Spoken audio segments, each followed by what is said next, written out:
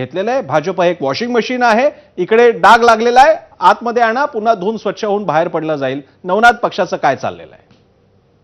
प्रसन्नजी, Bharatiya Janata party हा सातत्यानं वाढणारा पक्ष आहे आणि भारतीय जनता पार्टीत गेल्या काही दिवसात बघतो की आपण वेगवेगळ्या प्रवाहातली लोक भारतीय जनता पार्टीमध्ये सहभागी होतात.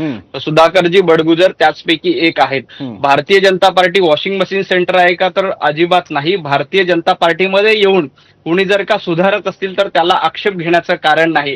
गेल्या अनेक वर्षामध्ये भारतीय जनता पार्टीमध्ये वेगवेगळ्या पक्षांची लोक आली होती, त्यांच्यावर वेगळ्या पद्धतीचे आरोप झाले होते, परंतु ते नेते भारतीय जनता पार्टीमध्ये आल्यानंतर त्यांच्यावर भ्रष्टाचाराचा आरोप झाला असं एकही उदाहरण नाही. म्हणजे एखाद्या माणसाला सुधारणा करायची आणि त्यासाठी त्यांनी भारतीय जनता पार्टीला प्रवेश करायचं निश्चित केलं असेल तर त्याला आक्षेप घेण्याचं काही कारण नाही.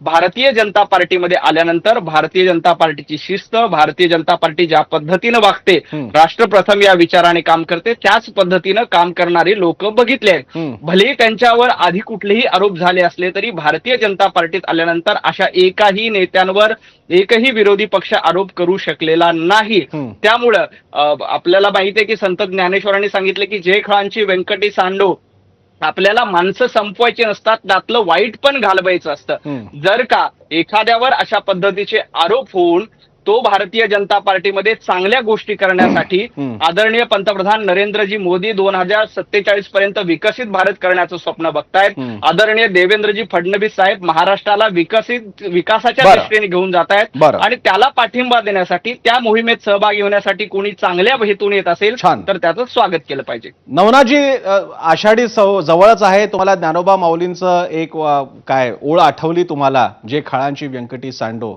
तया सत्कर्मी रती वाढो. पण तुकोबा सुद्धा म्हणालेले आहेत की नाठाळ्याचे माथी हाणू काठी, आणि जो अगदी चांगला असेल तर